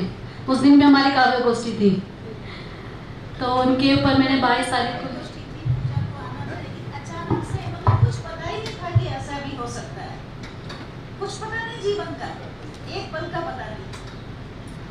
तो उनके लिए मैंने अभी 22 अप्रैल को ये कविता लिखी थी, उनकी ही तस्वीर देख रही थी तो ये गीत लिखा था उनके लिए। तेरी तस्वीर से बातें मैं रोजाना ही करती हूँ, तेरी तस्वीर से बातें मैं रोजाना ही करती हूँ, तेरी बाहों में आने को मैं दिन भर यूं तड़पती हूँ, तेरी तस्वीर से बातें मैं रोजाना ही करती हूँ। कोई तो राह दिखलाए जहाँ तेरा तस्वुर हो, मगर वो राह नहीं मिलती, मिलती है तो तन्हाई, तेरी तस्वीर से बातें मैं रोजाना ही करती हूँ। ये बेरुखी तो है ये कैसी, कोई मुझको ये समझा दे, मेरी कोई खता हो तो मुझको तुम ये बतला दे, मेरी कोई खता हो तो मुझको तुम ये बतला दे, तेरी तस्वीर से बातें मैं रोजाना ही करती हूँ। मेरे अश्कों को तुम देखो, मेरे अश्कों को तुम देखो, क्या तुमको ये नहीं मालूम, तेरी यादों के साए में मैं जीते और मैं मरती हूँ, तेरी यादों के साए में मैं जीते और मैं मरती हूँ। धन्यवाद। कार्यक्रम को गति देते हैं और आमंत्रित करते हैं नीरज सक्सेना जी को। नीरज जी का एक काव्य संग्रह प्रकाशित हो चुका है और अनेकों प्रतिष्ठित साहित्यिक मंचों पर वो अपने गीत, गजल और कविताओं का पाठ कर चुके हैं। स्वागत है नीरज जी आपका। बहुत बहुत धन्यवाद। समृद्ध मंच को मैं नमन करता हूँ। मंच पर उपस्थित समस्त वरिष्ठ साहित्य के समस्त पुरोधाओं को मैं नमन करता हूँ और सबसे पहले मैं आदरणीय पूर्णिमा दीदी को प्रणाम करता हूँ, उनका आभार व्यक्त करता हूँ क्योंकि उनके माध्यम से मुझे आज ये अवसर मिला। वैसे तो ऑनलाइन ही कवि सम्मेलन में मैंने पार्टिसिपेट किया है और मुझे बड़ी हिचकिचाहट हो रही थी कि कैसे लोगों के बीच में रूबरू होकर मैं अपनी कविताओं को प्रस्तुत कर सकूँगा, लेकिन जितना ज़्यादा संबल मुझे आप लोगों को देखने के बाद में मिला, मुझे नहीं लग रहा है कि कहीं पर भी हिचकिचाहट होगी। तो मैं अपनी कविता एक शुरू करूँगा और आप सभी का आशीर्वाद चाहूँगा। किस बात की है झिझक तुमको राही, बिना पथ पे बढ़ के क्यों मन में मनाही। ये अपने ऊपर ही है कि जो मतलब झिझक थी। किस बात की है झिझक तुमको राही, बिना पथ पे बढ़ के क्यों मन में मनाही। चलो सोच कर जीत जाओगे एक दिन, निडर जो बढ़े उसको मिलती है मंजिल।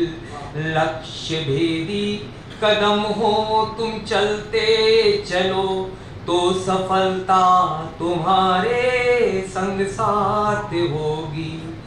और खुली आँख का अर्थ जगना नहीं है, वो चैतन्य मन तो जागृति वही है।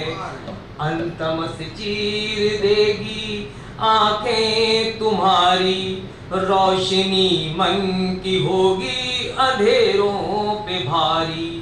और रात शाह को तुम जगमगाते चलो, तो दिव्यता तुम्हारे संग साथ होगी। न हो खरक वृक्ष जिसमें की छाया नहीं, कदम की तरह जो मुस्कुराया नहीं। खजूर का वृक्ष होता है जिसमें कोई छाया नहीं होती है। तब मैं कहना चाहता हूँ कि ना हो खरक वृक्ष जिसमें की छाया नहीं, कदम की तरह जो मुस्कुराया नहीं। है आकांक्षी जन की सेवा ही उत्तम, दूजों के अधरों की स्मित बनो तुम। हो यत्न सदा तुम सहायक बनो, तो प्रखरता तुम्हारे संग साथ होगी। और उड़ानों को भरते पक्षी बिथक के, पाते हैं विश्राम घोंसलों में आके। अपनी जमी भी रहे याद तुमको, अप्रीति ही मिलती है दम भी जनों को। पाकर भी सब कुछ स्नेही बनो, तो शालीनता तुम्हारे संग साथ होगी। शालीनता तुम्हारे संग साथ होगी।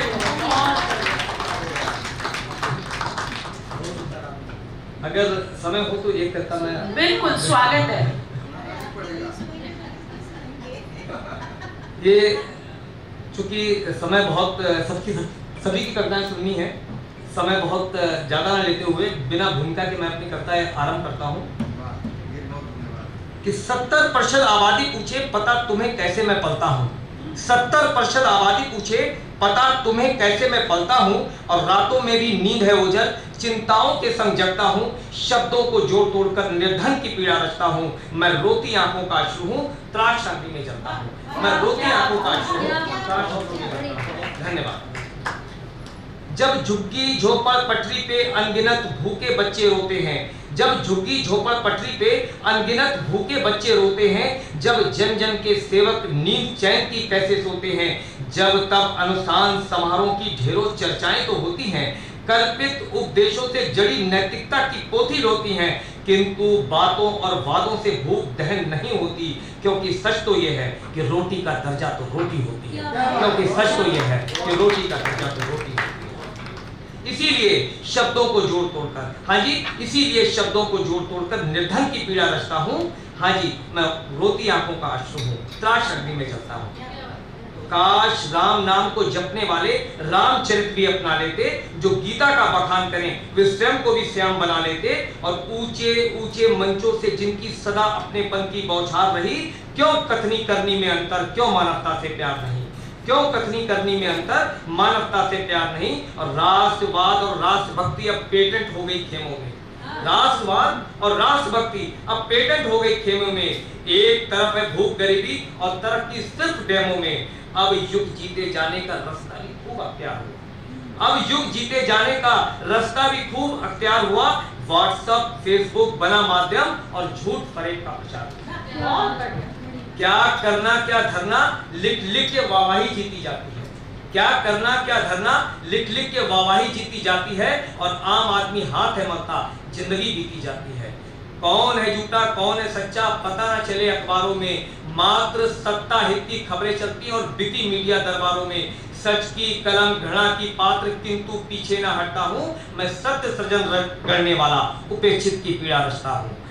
डरता मरता क्या ना करता मैं सच की राह पे चलता हूँ। लिखने वाला एक सिपाही जन जन की पीड़ा रखता हूँ। इसीलिए शब्दों को जोड़ तोड़ कर निर्धन की पीड़ा रचता हूँ। मैं रोती आंखों का आंसू हूँ त्रास शक्ति में चलता हूँ।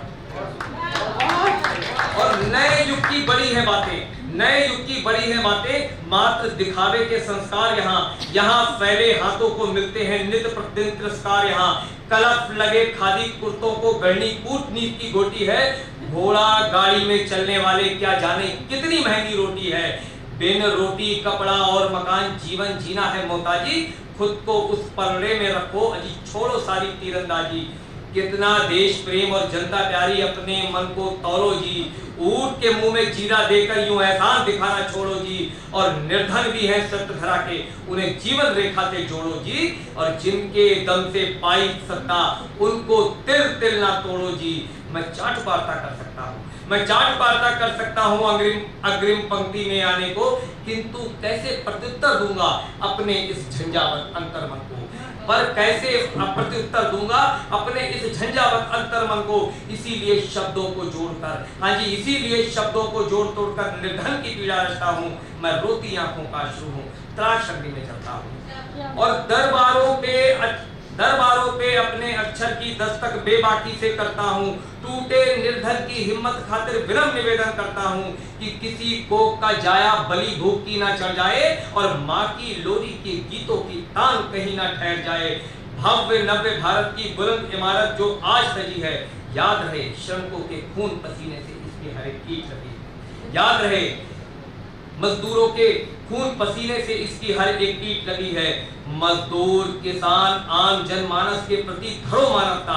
जो जैसा भी हो सकता है करो करो यदि शासन में हो क्षमता। करो करो उस बेटी के खातिर ऐ महान आत्माओं। बेटी बचाओ बेटी पढ़ाओ का यूं नारा ना दोहराओ। 2 जून की रोटी पाने को घर का नन्हा भी मजदूरी करता है। 2 जून की रोटी पाने को घर का नन्हा भी मजदूरी करता है।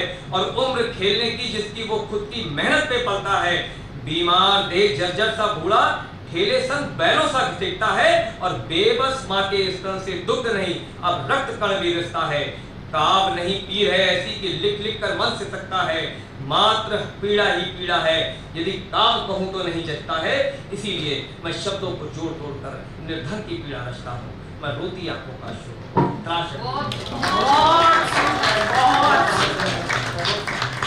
बहुत सुंदर आपने पुनीता सिंह जी को। पुनीता जी की काफ़ी सारी रचनाएं प्रकाशित हो चुकी हैं। महिलाओं की ढेर सारी जो पत्रिकाएं हैं उसमें, साथ ही आकाशवाणी रामपुर से भी इनकी कविताएं और कहानियां प्रकाशित हो चुकी हैं। स्वागत है आपका। पुनीता जी आप एक पेपर क्यों लाई हैं? आपको तो 3-4 पेपर बिल्कुल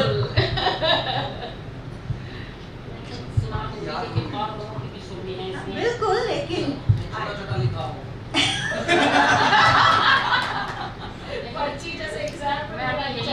सभी लोग भूमिका कम बांधें और ताकि हम लोग लास्ट तक सबको सुन सकें। तो मैं इसलिए सिर्फ एक ही रचना अभी सुनाऊंगी। आपको दोबारा मुझे बुलाना पड़ेगा। तो सभी को नमन करती हूँ, माँ शारदे को नमन करती हूँ, मैं इस मंच को नमन करती हूँ और दीदी नीना जी, पूर्णिमा जी, हिमांशु जी और सभी का सादर अभिनंदन करती हूँ। सीता दीदी का खास तो ज़्यादा समय न लेते हुए क्योंकि सभी को सुनना है, बहुत लोग हैं, एक कविता सुनाती हूँ और आपको उस पर पूरा सहयोग करना है मेरा। अश्क आँखों में बहाना चाहती है दर्द सीने में दबाना चाहते हैं, अश्क आँखों में छुपाना चाहते हैं, दर्द सीने में दबाना चाहते हैं। और भावना ठंडे पड़े कितनी भी ठंडी रात हो, सफर तय हो जाएगा जागे अगर जज्बात हो। गुनगुनी सी धूप सा जीवन सुहाना, गुनगुनी सी धूप सा जीवन सुहाना, साथ मिलके जिंदगी के सुर सजाना चाहते हैं, साथ मिलके जिंदगी के सुर सजाना चाहते हैं, दर्द सीने में दबाना चाहते हैं। दूरियां उनसे बनाई जो सदा पतझड़ ही बांटे, दूरियां उनसे बनाई जो सदा पतझड़ ही बांटे, छीन के उजली शहर को दे रहे हैं काली रातें। नेगेटिविटी फैलाना हमारा लेखकों का काम बिल्कुल नहीं है, उसको कहें लेकिन सकारात्मकता जरूर फैलाए। उसी पे लिखा है कि दूरियां उनसे बनाई जो सदा पतझड़ है बांटे, छीन के उजली शहर को दे रहे हैं काली रातें। और इस लाइन पर आपका विशेष गौर चाहूंगी। पीछे मुड़ के देखने से आगे के रास्ते न दिखते, पीछे मुड़ के देखने से आगे के रास्ते न दिखते, सब गमों को भूल कर, सब गमों को भूल कर कदम आगे बढ़ाना चाहते हैं, अश्क आँखों में छुपाना चाहते हैं, दर्द सीने में दबाना चाहते हैं। और एक ऐसा दौर था जब मेरे हस्बैंड बीमार थे, तो उस पर एक लाइन आई थी कि भूल के दुख दर्द सारे हम निकल आए हैं आगे, भूल के सब दर्द सारे हम निकल आए हैं आगे, याद उसको क्या करूं जो मेरे थे अब दिन अभागे, भाग्य जब सोया हुआ था, सारी असलियत तभी पता लगती है जब हमारे ऊपर कोई संकट आता है। भाग्य जब सोया हुआ था सबने दूरी थी बनाई, एक पल को भी किसी को याद तब मेरी न आई। अब मेरे हम दर्द बन के, जब मेरे सुख के दिन आ गए हैं, तो अब मेरे हम दर्द बन के हक जताना चाहते हैं, अश्क आँखों में छुपाना चाहते हैं। और आगे एक और बंद देखें।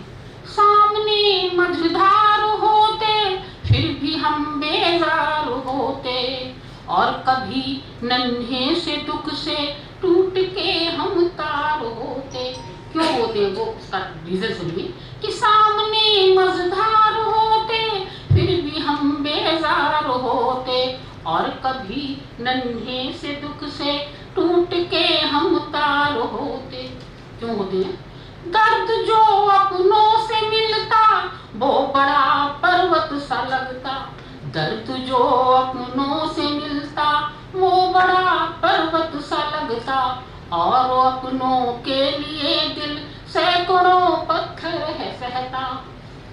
जिंदगी उलझी पहेली, जिंदगी उलझी पहेली को बुझाना चाहते हैं, दर्द आँखों में छुपाना चाहते हैं। और ये अंतिम बंद है।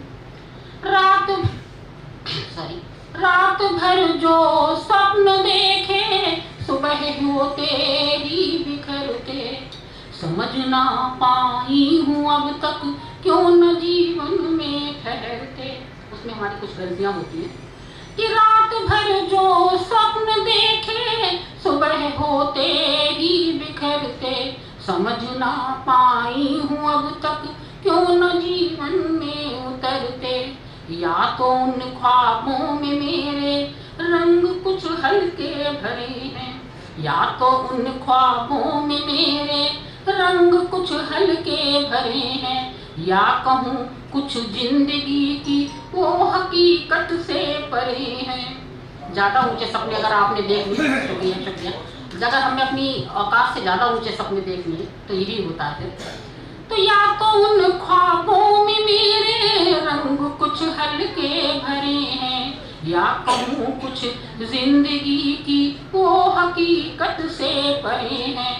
भूमिका कोई मिले, हमें हौसला नहीं होना चाहिए कि भूमिका कोई मिले इस जिंदगी के मंच पर, हंस के हर एक भूमिका को हम निभाना जानते हैं, अश्क आँखों में छुपाना चाहते हैं, दर्द दिल में छुपाना चाहते हैं। मेरा फोन दे दीजिए, तो और लोगों को भी सुनाना है, तो इसलिए एक लंबी सी सुना दीजिए। ये मुक्त छंद में कविता है। दिल टूटने की कोई वजह नहीं होती, बस थोड़ी सी किस्मत होती है रूठी। कहीं भी किसी से भी टूट जाता है दिल, कहीं भी कभी भी जरा सी ठेस जो लगी, बिखर जाते हैं जज्बात के मोती, बिखर जाते हैं जज्बात के मोती।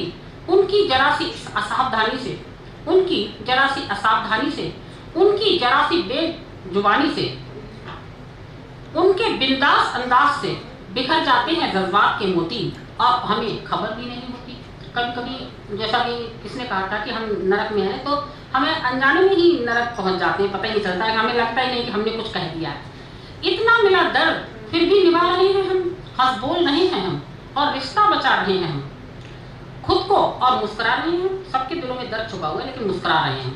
जानते हैं आपकी फितरत हर वक्त पतझड़ ही बिखेरेंगे, जानते हैं आपकी पतझड़, जानते हैं आपकी फितरत कि हर वक्त पतझड़ ही बिखेरेंगे।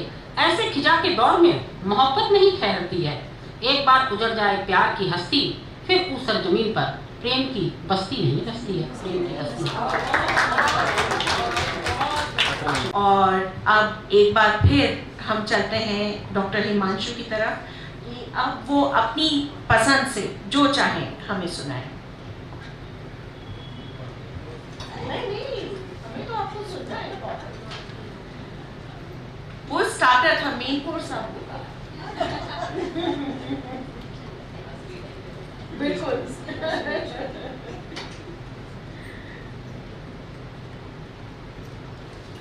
देखिए, मैं 28 दिसंबर 2022 को पुणे से दिल्ली आया और उसके बाद से यहीं जम गया हूँ।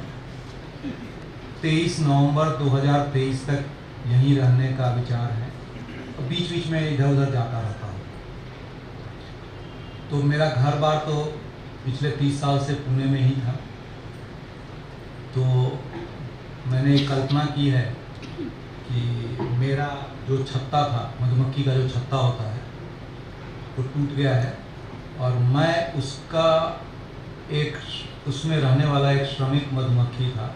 आप लोगों को शायद ज्ञात हो कि छत्ता जनरली रानी मधुमक्खी का होता है, श्रमिक का कोई छत्ता नहीं होता। सुनिए, श्रमिक मधुमक्खी, कुछ और संदर्भ मिलेंगे आपको कि मुझ पर रचना है, अन्यथा नहीं लीजिए। मधुमक्खी के छत्ते से मैं भागा हुआ श्रमिक लिखता, छत्ता तो रानी का होता, बाकी बेमतलब दिखता। जगह नए छत्ते में मिलना मुश्किल होता है जाना, लेकिन अपने बने पराए ऐसा लगता पहचाना।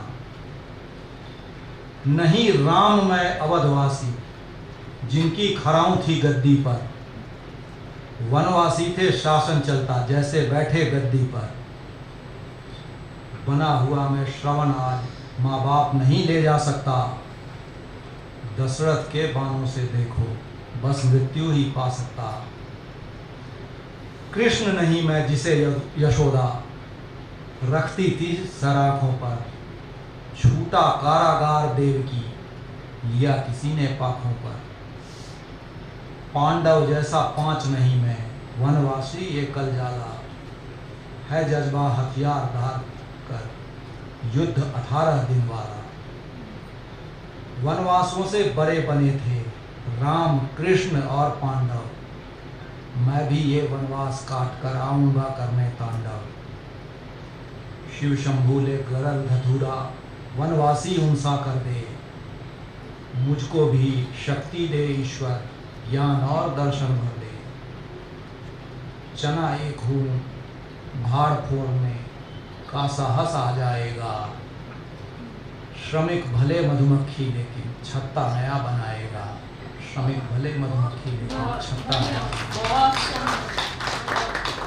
नूतन जी का मैं आपको परिचय दे दूं। नूतन जी एक टीचर होने के साथ साथ क्लीन और ग्रीन दिल्ली की मुहिम से जुड़ी हुई हैं।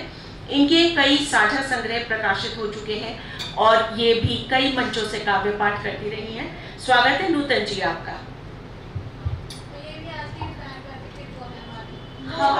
बिल्कुल सही, मैं पैदल आ रही हूँ करकर डूमा से, कोई भी ऑटो नहीं, रिक्शा नहीं, बाइक, गाड़ी कोई नहीं, ज्यादा समय नहीं लूंगी और मंच को नमन करती हूँ सभी।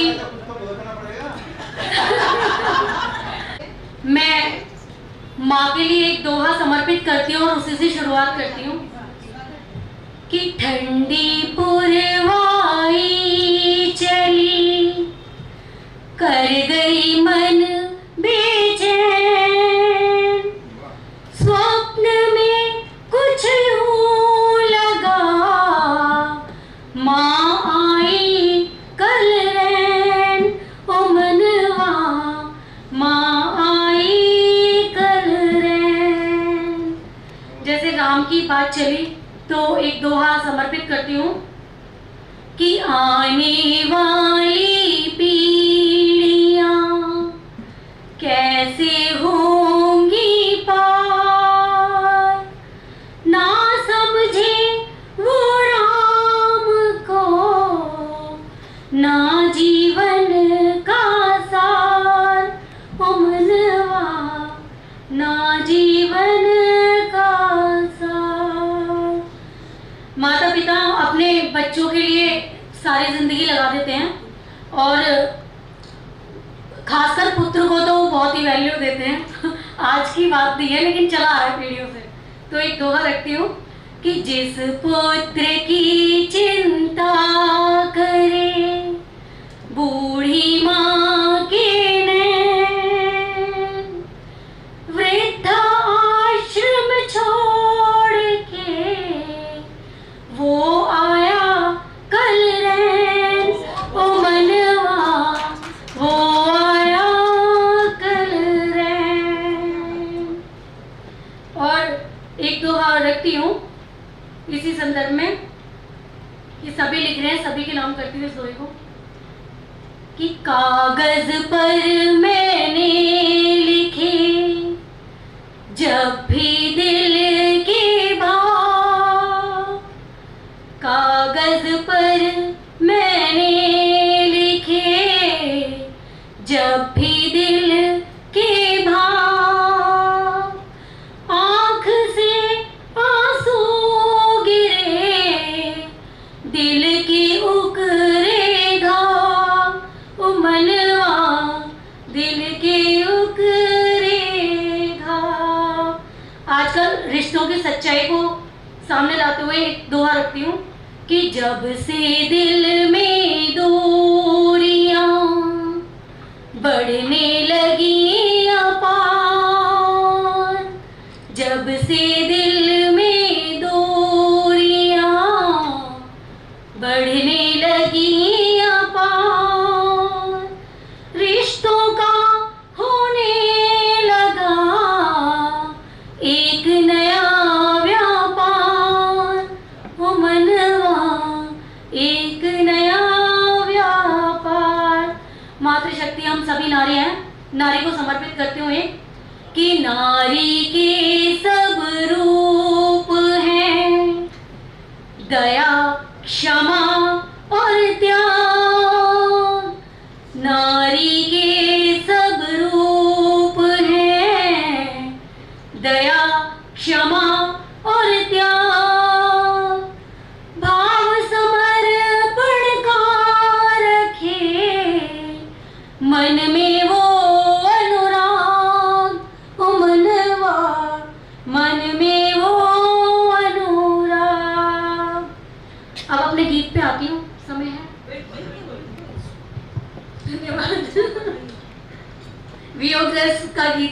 सभी के सामने कि कैसे वो बिताया होगा, वो पल कैसा आया होगा, कैसे वो बिताया होगा, वो पल कैसा आया होगा।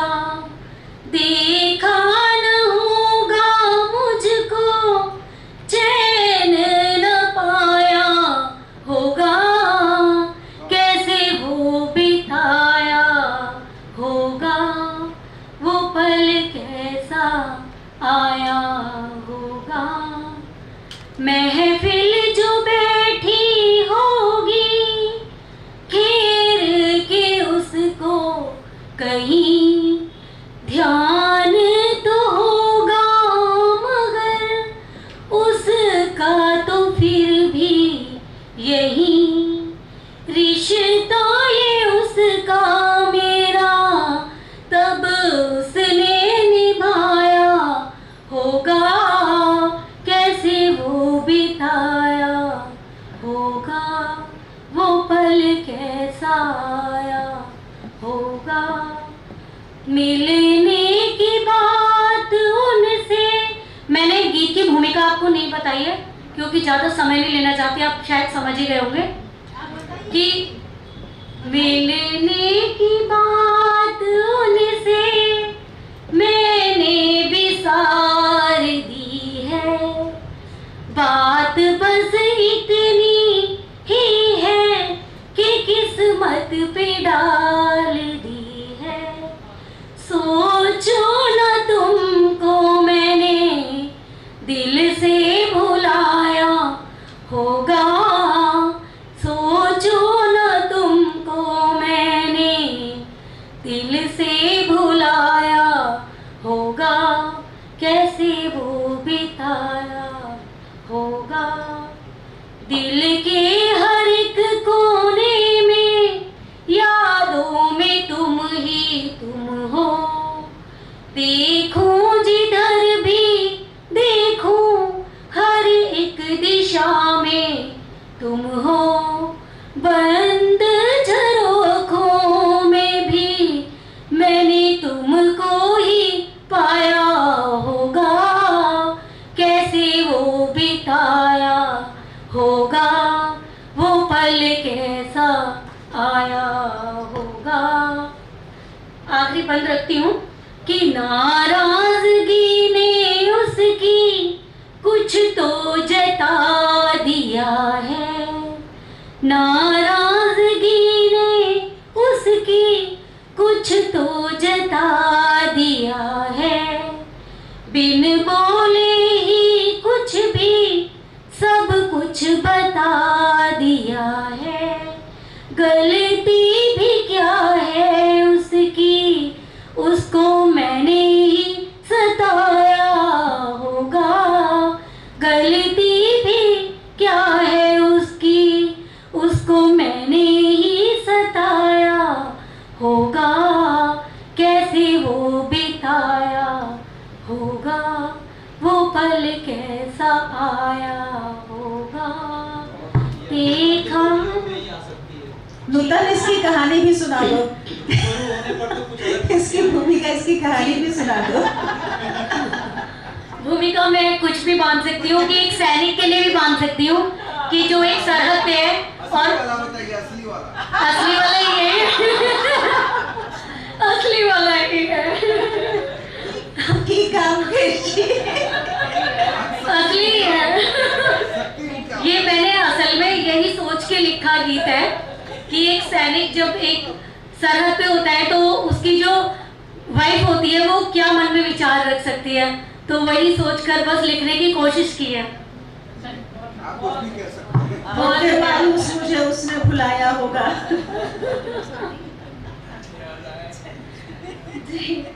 अगर समय है तो मैं जुगलबंदी का माहिया रख सकती हूँ 2 मिनट का।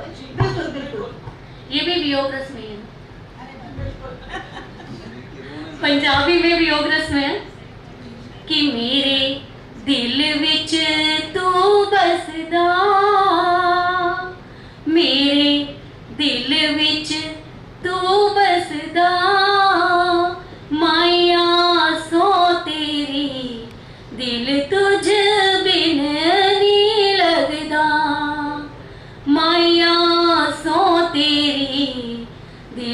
तुझ बिन नहीं लगना।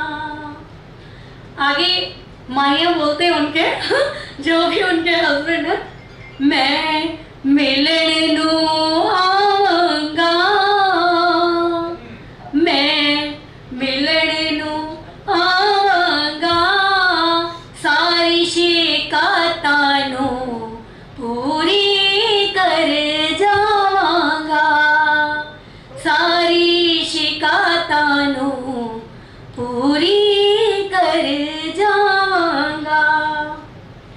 ये दुनिया हर जाई, प्रेमिका कहती है कि ये दुनिया हर जाई, तू ही ता मेरा यादा तोंडी आई, तू ही ता मेरा यादा तोंडी आई।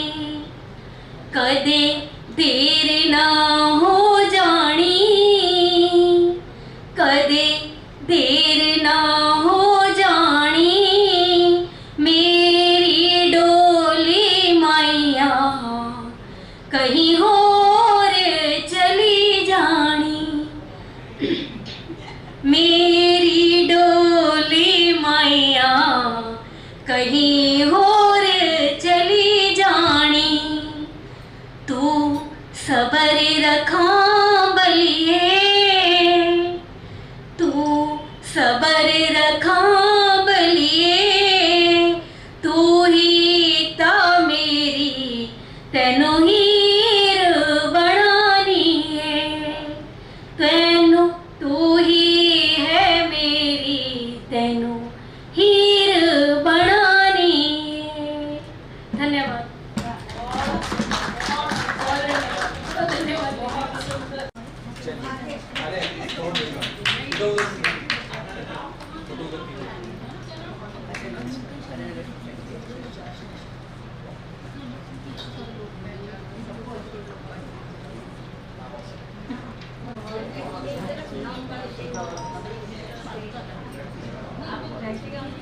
श्री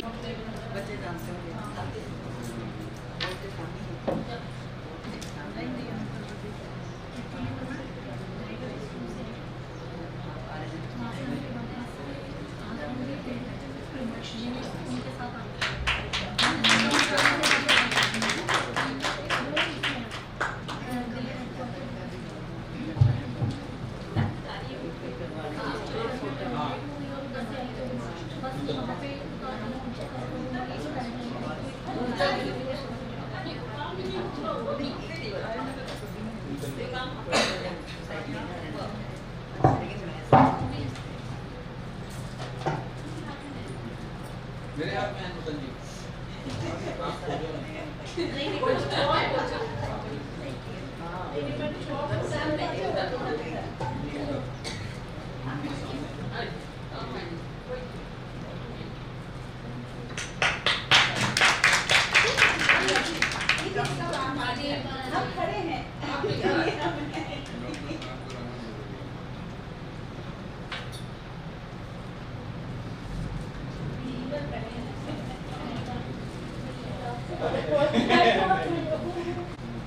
आइए रूबी जी।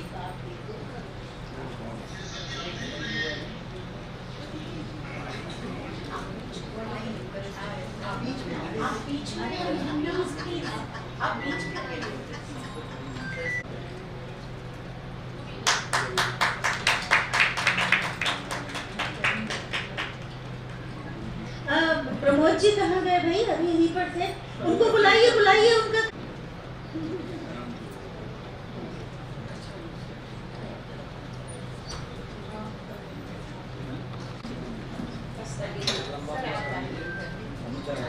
आप बीच में जी।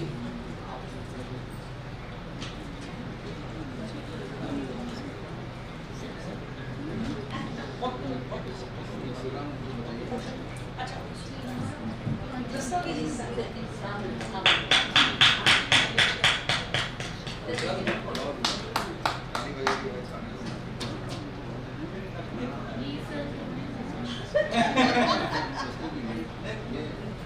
से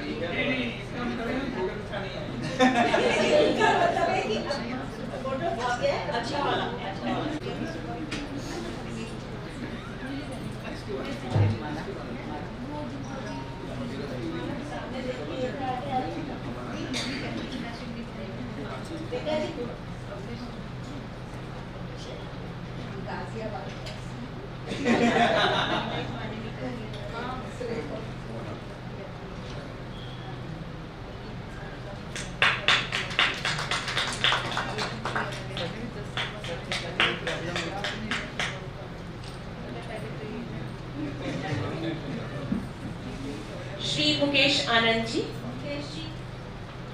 मुकेश जी, आप तो इसी तरह से शॉल हमेशा डाला कीजिए, बहुत अच्छे लगते हैं। कभी लगते हैं ना। ओह, चलिए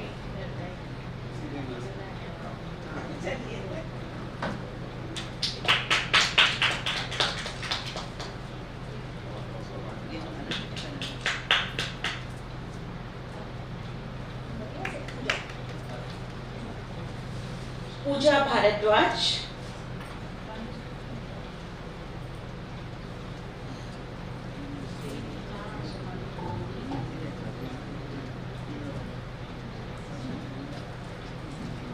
आप प्रमोद जी, आपकी आवश्यकता है, आप आइए।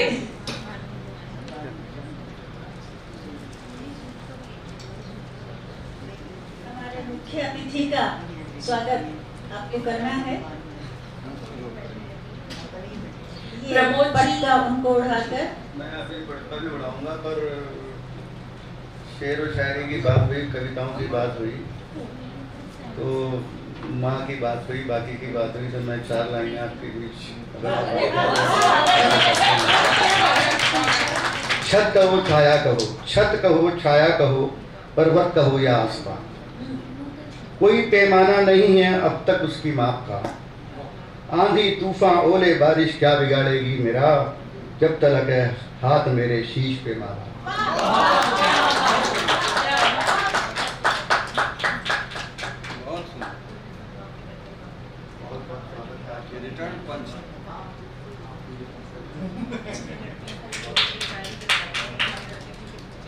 धन्यवाद प्रमोद जी।